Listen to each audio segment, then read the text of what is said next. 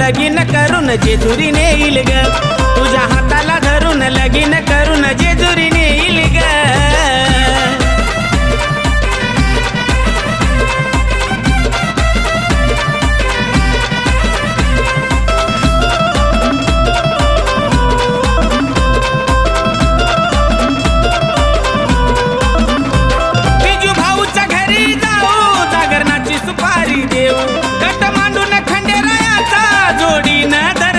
घेऊ